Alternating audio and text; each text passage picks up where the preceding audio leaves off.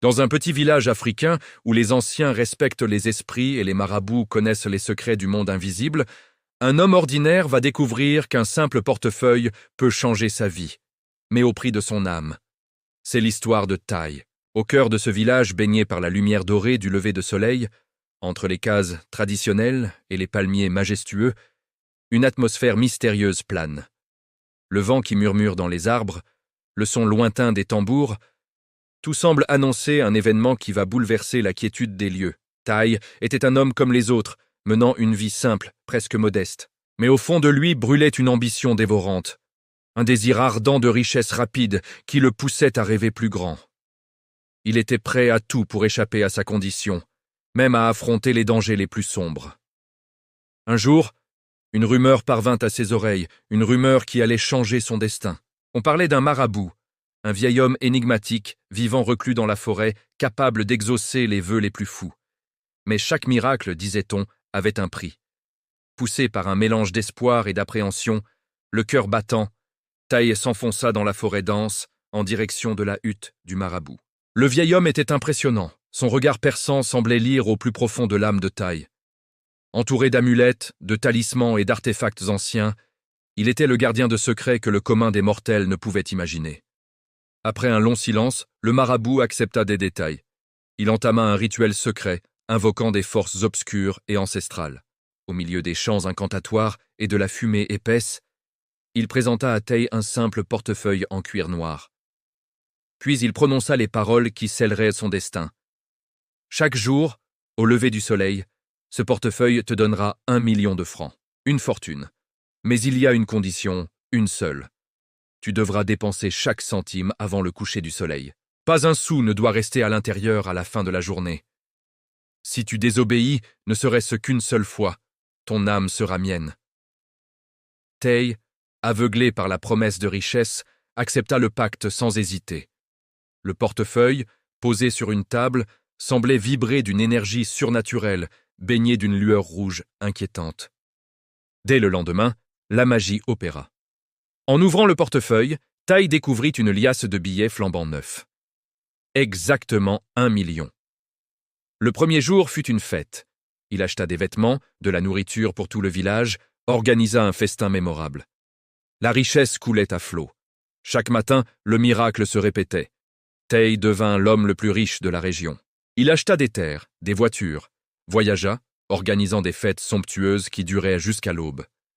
Le village entier était stupéfait par ce changement soudain, passant de la surprise à l'admiration, puis à l'envie. Tai vivait le rêve qu'il avait toujours convoité. Mais derrière le luxe et l'opulence, une angoisse grandissait. Chaque jour était une course contre la montre. Il devait tout dépenser, jusqu'au dernier franc, avant que le soleil ne disparaisse à l'horizon. Cette contrainte, au début un jeu amusant, devint vite un fardeau, une épée de Damoclès, suspendue au-dessus de sa tête. Le diable, comme l'avait dit le marabout, attendait patiemment son dû. Au début, Tai gérait la situation avec une certaine discipline. Il dépensait sans compter, offrait des cadeaux, investissait dans des projets extravagants. Mais peu à peu, l'ivresse de la richesse laissa place à une nouvelle pensée, plus insidieuse. L'avidité. Pourquoi tout dépenser? Pourquoi ne pas garder une petite partie de cette fortune pour plus tard? Une petite somme, juste pour se sentir en sécurité. Il commença à penser qu'il pourrait être plus malin que le pacte, plus rusé que le diable lui-même. Un soir, il décida de tenter sa chance.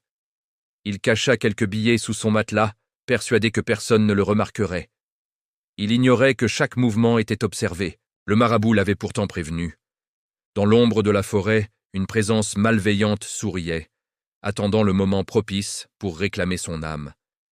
Le piège de l'avidité venait de se refermer sur lui. Et ce moment arriva. Un soir, alors que le soleil se couchait, Tai, fatigué de sa journée de dépenses forcées, oublia une petite pièce dans le portefeuille. Un simple oubli, une négligence.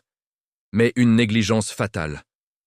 Soudain, le portefeuille se referma violemment sur sa main, comme une mâchoire d'acier. Une douleur fulgurante lui parcourut le bras. Une force invisible, glaciale et puissante, le souleva de terre et le traîna hors de sa luxueuse maison, vers les profondeurs de la forêt. Les animaux s'enfuirent en silence, Les ombres dansèrent autour de lui comme des démons moqueurs. La panique et la terreur s'emparèrent de lui. Il cria, mais aucun son ne sortit de sa bouche. C'est à cet instant précis qu'il comprit la terrible vérité. Il comprit que la cupidité avait un prix bien plus élevé que tout l'argent du monde, un prix que même la plus grande des richesses ne pouvait payer, son âme. Le pacte était rompu et la malédiction s'abattait sur lui. Tay réussira-t-il à échapper à son funeste destin? Pourra-t-il rompre le pacte avant d'être perdu à jamais? Aujourd'hui encore, dans le village, les anciens racontent cette histoire aux plus jeunes. C'est un avertissement, une leçon transmise de génération en génération. Ils disent que la richesse facile et rapide est une illusion, un piège tendu par des forces obscures.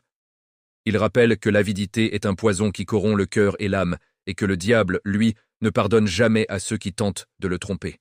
Au lever du soleil, si vous passez près de la forêt, vous apercevrez peut-être un portefeuille noir abandonné sur une pierre, comme un sinistre rappel de cette histoire.